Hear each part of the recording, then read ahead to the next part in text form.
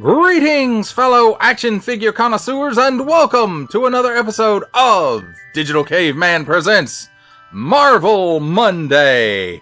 I, as always, am your host, the Digital Caveman, and today I will be presenting you with the Marvel Legends Uncanny X-Men retro-carded Dark Pheonix. Let's get into it!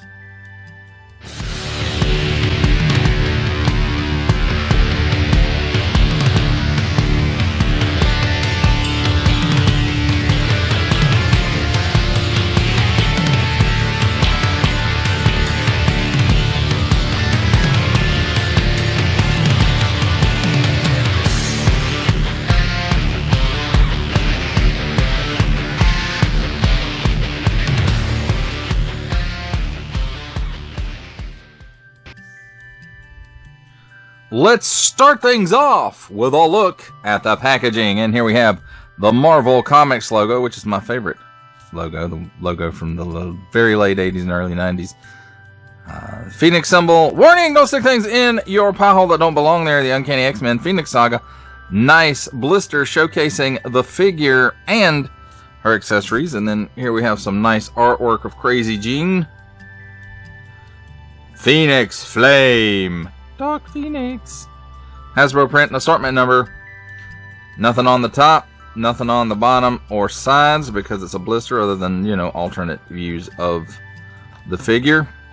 Then here on the back, on this side, we have Uncanny X-Men, and here's the cross sale. Wolverine, Dark Pheonix, Long Shot, Multiple Man, Avalanche, and Spiral, each sold separately, subject to availability.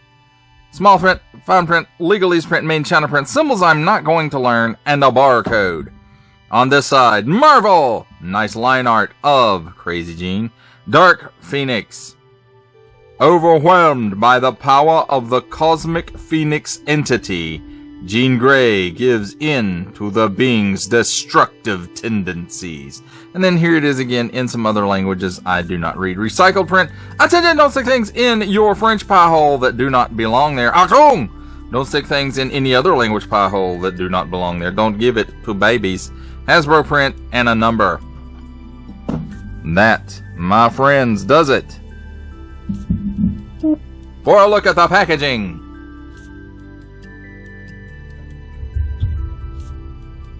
Let's take a look at the figure and her accessories. And here we have handy dandy tweezers. And we'll start out with a look at the accessories. And first up, we have these kind of splayed out hands. Nothing we haven't seen with female figures before. And on an in and out hinge. All molded in color. And same thing with this hand as well.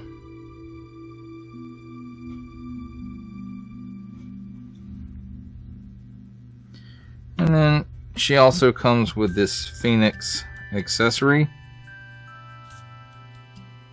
Or Flaming Pheonix accessory, I guess I should say.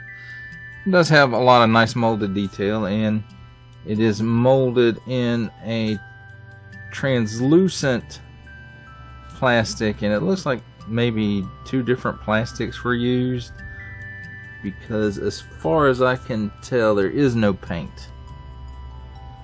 But again, it does have nice molded details on it. Well, let's take a look at the figure herself. Nice printing on the face. Those blank eyes when she's gone wackadoo. And the nice flowing hair. We'll say it does look pretty good. It has a little bit of a wash in it to kind of help the details stand out a bit. And one thing I wish this figure would have come with is an alternate head with a much calmer hair, but this is okay too. Nice tampo across the chest and part of the abdomen. And I'm guessing this red is the paint app, and it's all molded in this yellow, and probably same thing for the legs.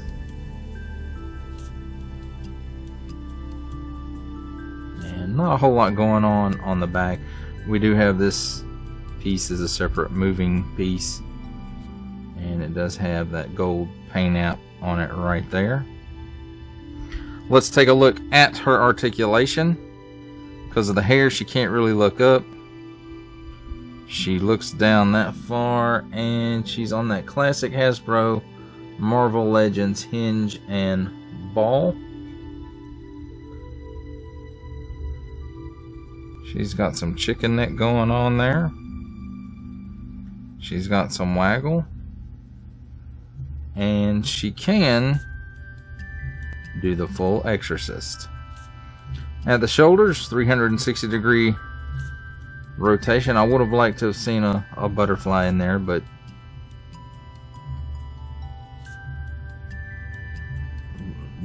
inches at a time, I suppose, with Hasbro, before we get that female body with the butterflies in it. But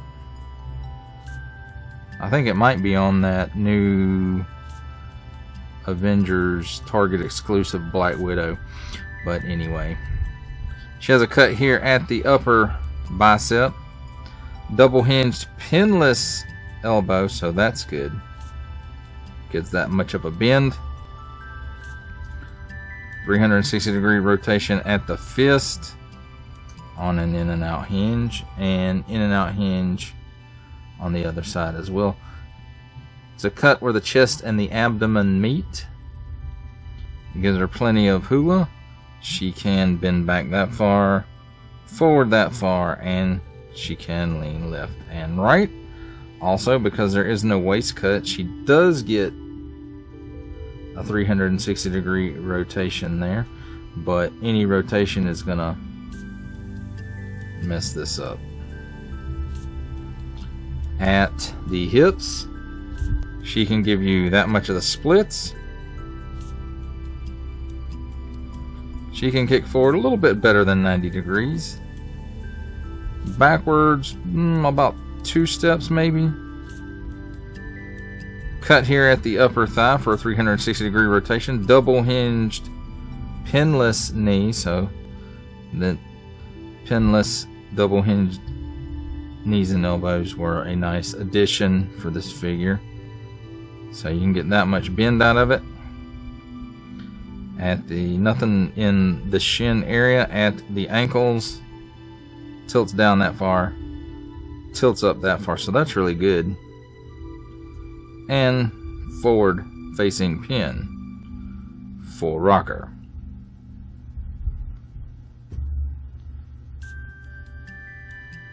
And if I can get her to stand up, there we go. That, my friends, is a look at the figure and her accessories. It's time for my favorite part of a review, comparisons. And here we have the X-Men retro carded Dark Pheonix with the Hellfire Club multi-pack. Jean Grey as the Black Queen of the Hellfire Club, who in turn was seduced into that position by Jason Wingard, also known as Mastermind, who is from the Amazon exclusive Wolverine 5-pack.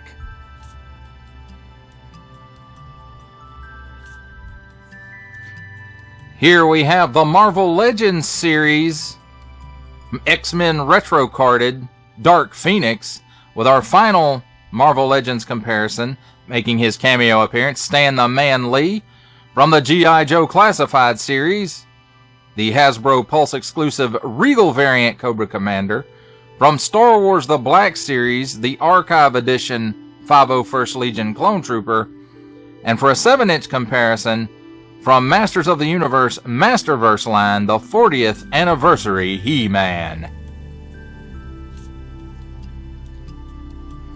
For final thoughts on the Marvel Legends series X-Men retro carded Dark Pheonix, I am so glad Hasbro decided to release a Dark Pheonix again. Is it again? I think so. Because this is the first time I've been able to get my hands on a Marvel Legends Dark Pheonix. Even going back so far as the Toy Biz days, I got the regular Pheonix, and I always had good luck with the chase figures most of the time. The main exception being Dark Pheonix. Even back in the Toy Biz days, I could not get my hands on a Dark Pheonix. And I want to say the Cyclops and Pheonix 2-pack was a Dark Pheonix, but I could be mistaken. And I almost picked that up, and I didn't, and I'm still kicking myself in the butt over not picking that up. But this updated version helps alleviate that a little bit, so hopefully they will do another retro X-Men wave at some point, and we'll get that, you know, the 80s X-Men, 80s Cyclops, the late 70s, early 80s Cyclops, you know, with updated elbows and knees and sculpt too, I hope. But overall, I have to say I'm really happy that I finally got my hands on a 6-inch scale, or approximate 6-inch scale, Dark Pheonix, because I've been trying to get my hands on one for a very, very long time. Well, that does it for the review. I hope that you enjoyed it. I enjoyed making it. Only support from viewers like you make this programming possible. Each view does count, and I do appreciate each and every single view that I receive. Thank you, and thank you so very, very much for supporting this channel through viewing. Comment below, like, share, subscribe if you'd like to see more reviews, or just help the channel out further, or both, that's even better. And don't forget to ding that bell so that in the future you will be notified as my new content becomes available. That's a wrap, folks. I'll see you next time.